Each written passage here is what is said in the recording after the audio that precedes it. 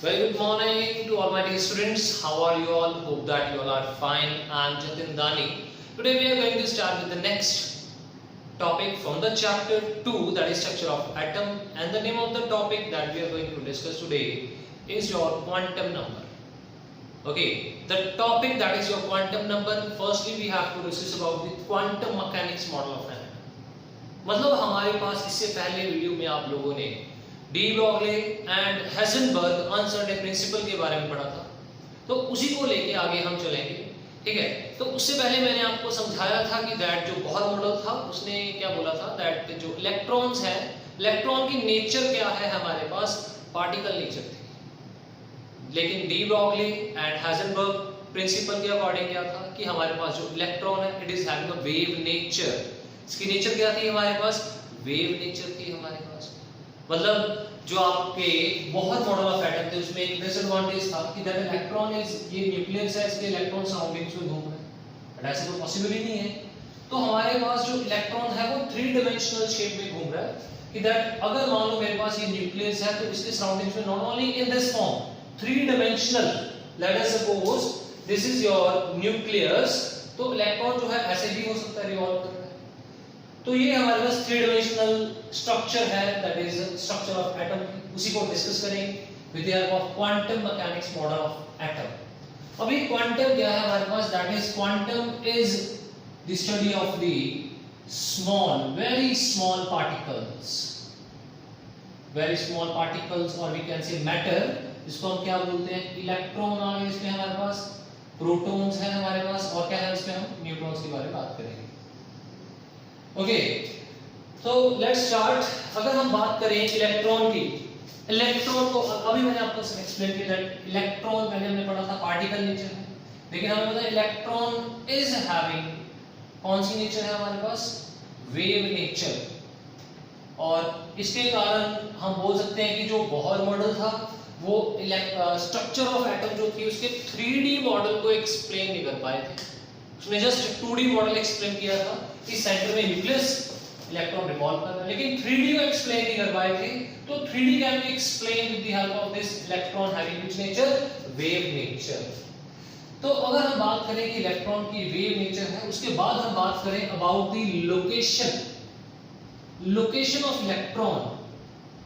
तो location of electron के बारे में हम बात करेंगे कि हमने किसी भी इलेक्ट्रॉन को लोकेट करना है कि उसकी पोजीशन क्या है हमारे पास। तो इसके लिए इससे पहले जो हेजनबर्ग अनसर्टेनिटी प्रिंसिपल था, that says that he says that the position of electron cannot be calculated exactly, तो उसमें कुछ अनसर्टेनिटी होगी, ठीक है, उसमें कुछ एरर होगा। तो हम अगर इलेक्ट्रॉन की पोजीशन को 100% करेक्ट नहीं फाइंड कर सकते तो 90% हम फाइंड कर सकते हैं, ठीक है। 90% प्रोबेबिलिटी तो है कि इलेक्ट्रॉन हमारे पास इस particular point, let us suppose मैंने इस पॉइंट की बात की है, ये मेरे पास एक न्यूक्लियस है, अगर हम इलेक्ट्रॉन की बात करें यहाँ पे इलेक्ट्रॉन, प्रोबेबिलिटी है कि इस पॉइंट के ऊपर इलेक्ट्रॉन होगा, हम मान के चलो कि 90%, और 10% इसमें क्या आ चुकी है, अनसर्टेनिटी आ चुकी है according to Heisenberg uncertainty principle. तो इस 90% को कैसे फाइंड करेंगे कि हमारे पास जो इलेक्ट्रॉन यहाँ पे होगा 90%, तो उसके लिए हमारे पास एक बहुत ही बढ़िया साइंटिस्ट, वेरी ना इंटेलिजेंट साइंटिस्ट, ना बहुत ही महान साइंटिस्ट है, दैट इज स्ट्रिंजर। उन्होंने एक इक्वेशन दी, स्ट्रिंजर वेव इक्वेशन। अगर आपने इलेक्ट्रॉन के लोकेशन के बारे में बात कर कि कहां पे आपका इलेक्ट्रॉन लोकेट हो रखा है, तो उसके लिए ये इक्वेशन जो थी बहुत ही ज्यादा हेल्प करेगी। अगर आप इस इक्वेशन को सॉल्व कर लोगे तो आपको लोकेशन जो है इलेक्ट्रॉन की एग्जैक्टली पता लग जाएगी कि हमारे पास जो इलेक्ट्रॉन है वो कहां पे क्या कर रहा है, एग्जिस्ट कर रहा है। बट मैं फिर बोल रहा हूं कि इलेक्ट्रॉन की जो लोकेशन है वो हमें एग्जैक्टली नहीं पता लगेगी। कितने परसेंट प्रोबेबिलिटी, 90% प्रोबेबिलिटी, बिकॉज़ 10% उसमें क्या आ चुकी है, uncertainty, because of the Heisenberg uncertainty position. तो यहां पे देखो श्रोडिंगर वेव इक्वेशन क्या थी हमारे पास, that is your d2/dx², that is double derivative, this is your double derivative, you are in +1 now, because जब आप फिजिक्स में करोगे तो वहां पे आप या मैथ्स में डेरिवेशन करोगे ना, डेरिवेटिव्स करोगे, तो आपको डबल डेरिवेटिव के बारे में पता लग जाएगा। तो यहाँ पे एक साइन है, this is called xi, xi बोलते हैं इसको, ठीक है, प्लस यहां पे आ जाएगा dy square plus dz square plus 8 pi square by x square into m minus v into z is equal to 0। जब आप इस इक्वेशन को सॉल्व कर लो, कौन सी वेव इक्वेशन है हमारे पास? Schrodinger wave equation. जब इसका क्या फाइंड कर लोगे आप लोग? Solution of this equation will help you to locate electron। कितने परसेंट? 90%। 100% नहीं बता देगा, 90% बता सकते हैं कि हाँ भी इलेक्ट्रॉन यहाँ पे प्रेजेंट होगा और उसकी ये लोकेशन है। और लोकेशन जो है इलेक्ट्रॉन की can be calculated by solving this equation and this solution जो होगा वो इसका इलेक्ट्रॉन की लोकेशन बताएगा। और इसको सॉल्व करना आपके सिलेबस में नहीं है, जैसा आपको बताना है कि ये जो इक्वेशन है इसको सॉल्व करके हम लोग क्या कर सकते हैं, किसी भी इलेक्ट्रॉन की क्या फाइंड कर सकते हैं, लोकेशन को फाइंड कर सकते हैं। तो यहाँ पे देखो एक टर्म है दैट इज योर जाई। जाई क्या चीज है हमारे पास यहाँ पे, ठीक है, इसको जाई बोलते हैं। जाई है क्या हमारे पास? अगर हम बात करें इस जाई की, that is called significance of जाई। ठीक है, हम यहाँ पे बात कर रहे हैं सिग्निफिकेंस ऑफ जाई। तो जाई का कोई भी सिग्निफिकेंस नहीं है, ठीक है। यहाँ पे जो जाई स्क्वायर है इसका सिग्निफिकेंस है, क्या सिग्निफिकेंस है? It helps, it's having a probability to find the electron, to find the location of electron by 90% or we can say maximum। तो मतलब हमारे पास ये हेल्प करेगा कि जो जाई स्क्वायर है, सिर्फ जाई स्क्वायर की बात कर रहा हूं यहाँ पे, मैं जाई की बात नहीं कर रहा। जाई की तो कोई फिजिकल सिग्निफिकेंस ही नहीं है, जाई स्क्वायर की है कि किसमें हेल्प कर रहा है? It helps to find the location of electron. अगर आपने लोकेशन को फाइंड करना है, जाई स्क्वायर हेल्प करेगा हमारे पास। और ये कैसे पॉसिबल है? Bye calculating the solution of Schrodinger wave equation. ठीक है, तो पहले इसको नोट करो, फिर आगे इसके अभी जो सॉल्यूशन की बात करेंगे कि इसके सॉल्यूशन से हमें क्या मिलेगा और जिससे हम क्या कर सकते हैं, इलेक्ट्रॉन की पोजीशन को क्या कर सकते हैं, कैलकुलेट कर सकते हैं। पहले इसको जल्दी से नोट करो आप लोग। तब हम बात करेंगे क्वांटम नंबर्स की बात करेंगे, क्योंकि हमारा जो आज का टॉपिक था that is your quantum number ही था हमारे पास। तो क्वांटम नंबर कैसे कैलकुलेट करेंगे? With the help of this Schrodinger wave equation. करिए नोट इसको, कर दे रहा हूं।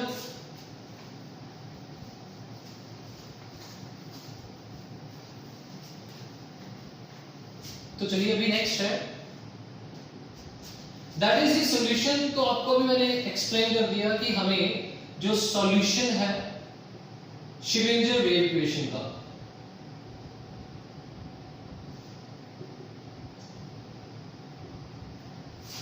wave equation give location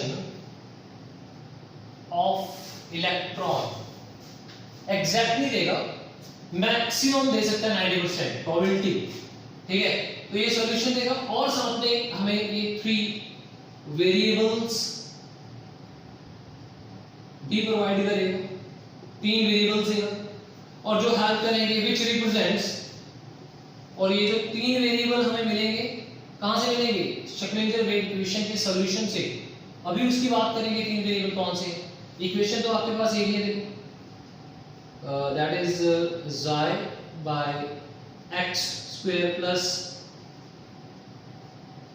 y square z square. यहां पे देखो x y z वेरिएबल्स की बात कर रहे हैं। यहां पे जो 3 वेरिएबल्स हैं वो हमें क्या देंगे? which represents the position of electron। कौन से वेरिएबल्स जो हमें कहां से मिलेंगे? सॉल्यूशन से मिलेंगे, श्रोडिंगर वेव इक्वेशन से। ठीक है, मतलब हमारे पास जो यहां से वेरिएबल्स मिलेंगे वो हमें एग्जैक्ट पोजीशन नहीं बताएंगे, मतलब मैक्सिमम प्रोबेबिलिटी बताएंगे to find the maximum probability to find the position of electron. तो हमारे पास यहाँ पे जो 3 वेरिएबल्स श्रोडिंगर वेव इक्वेशन से आ रहे हैं वो कौन कौन से हैं? यहाँ पे 3 वेरिएबल्स बोलेंगे और उनको बोलते हैं हम 3 क्वांटम नंबर, जो हमें इसके सॉल्यूशन से मिलेंगे। वैसे अगर हम क्वांटम नंबर की बात करें देन हमारे पास जो टोटल क्वांटम नंबर होते हैं 4 क्वांटम नंबर्स होते हैं। ठीक है, लेकिन हमें यहां से कितने मिलेंगे? इसके वेरिएबल से 3 क्वांटम नंबर्स मिल जाएंगे। फोर्थ है जो वो भी हम क्या करेंगे, डिस्कस करेंगे। पहले ये पूरे इसके जो क्वांटम नंबर्स हैं कौन कौन से हैं वो डिस्कस कर लें हमारे पास कि ये 3 क्वांटम नंबर्स हैं क्या हमारे पास। यहाँ पर इसको पहले नोट करो।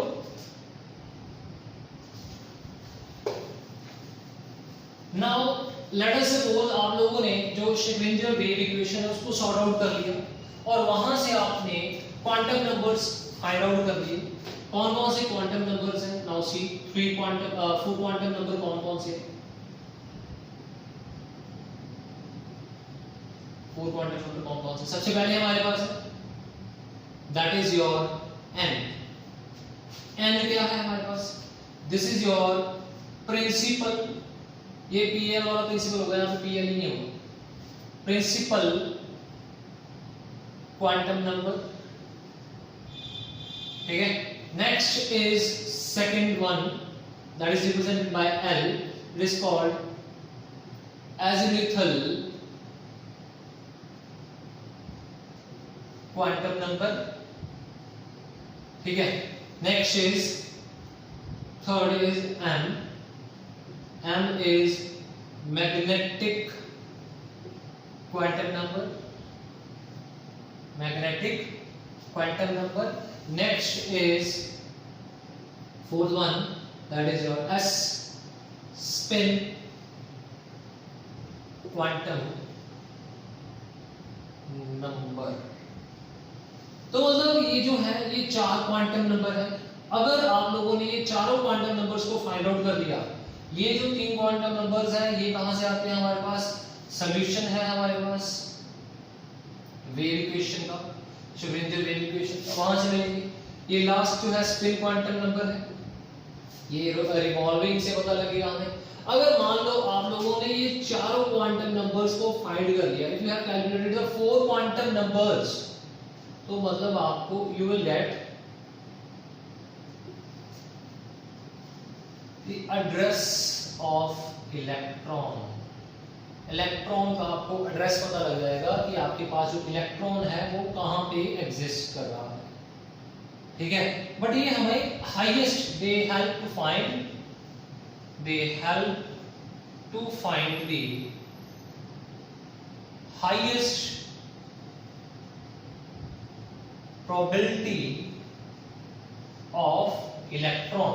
इलेक्ट्रॉन की हाईएस्ट प्रोबेबिलिटी को फाइंड करने में क्या करेंगे? हेल्प करेंगे। हमारे पास ये जो है हमारे पास 4 क्वांटम नंबर। ठीक है, अब यहां पे आपको एक चीज पता लगी होगी कि कि जो आपके इलेक्ट्रॉन्स हैं, इलेक्ट्रॉन्स जो होंगे उसकी नेचर आपको पता लगेगी that it is having a wave nature. अगर हमारे इलेक्ट्रॉन्स की जो है वो वेव नेचर है, आपने बोहर में पढ़ा था कि जो इलेक्ट्रॉन्स हैं वो रिवॉल्व कर रहे हैं, किसमें रिवॉल्व कर रहे हैं? शेल्स में रिवॉल्व कर रहे हैं या फिर ऑर्बिट्स में रिवॉल्व कर रहे हैं। तो ये जो कांसेप्ट है यहाँ पे गलत हो जाएगा, क्योंकि ये कांसेप्ट वहां पे एप्लीकेबल है जब हम बात करेंगे पार्टिकल नेचर की बात में। लेकिन हमें पता है इलेक्ट्रॉन की कौन सी नेचर है? वेव नेचर है। वेव नेचर में हमारे पास यहाँ पे हम बोलेंगे कि दैट हमारा जो इलेक्ट्रॉन है वो रिवॉल्व कर रहा है हमारे पास, किसमें रिवॉल्व कर रहा है? ऑर्बिटल्स में रिवॉल्व कर रहा है। ऑर्बिटल्स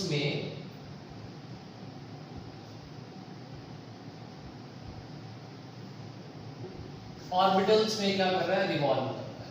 ठीक है, orbitals are different from orbits. Orbital जो है हमारे, जो ऑर्बिट थे उससे क्या हो जाएंगे, डिफरेंट हो जाएंगे हमारे पास, ठीक है।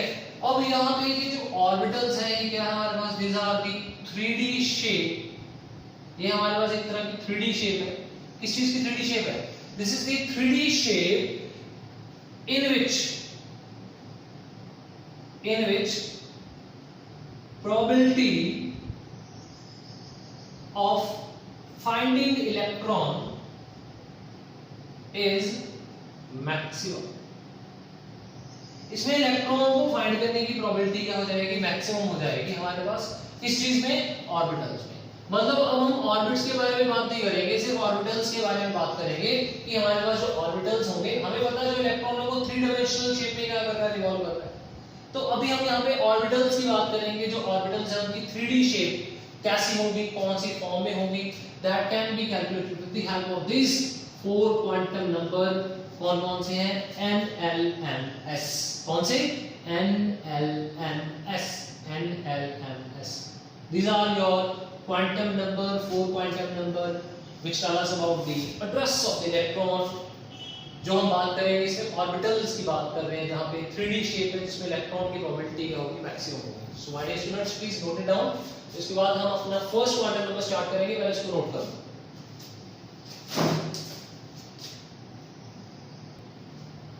So what is student, these are the 4 quantum number that tell you about the address of the electron. In the next video we will going to learn about these 4 quantum number in details। इन चारों quantum numbers के बारे में हम detail में पढ़ेंगे next video में। But आप लोगों ने याद रखना है कि अगर हम बात करें कि address of electron, location of electron, that is given by the Schrodinger wave equation, और वहां से हमें मैक्सिमम प्रोबेबिलिटी के बारे में पता लगा था, एग्जैक्टनेस के बारे में पता लगा था। मैक्सिमम प्रोबेबिलिटी 90%, 10% इलेक्ट्रॉन हो भी सकता है और 10% इलेक्ट्रॉन वहां पे, मतलब 90% हो सकता है, 10% वहां पे ना होने के चांसेस भी प्रेजेंट है। Thank you.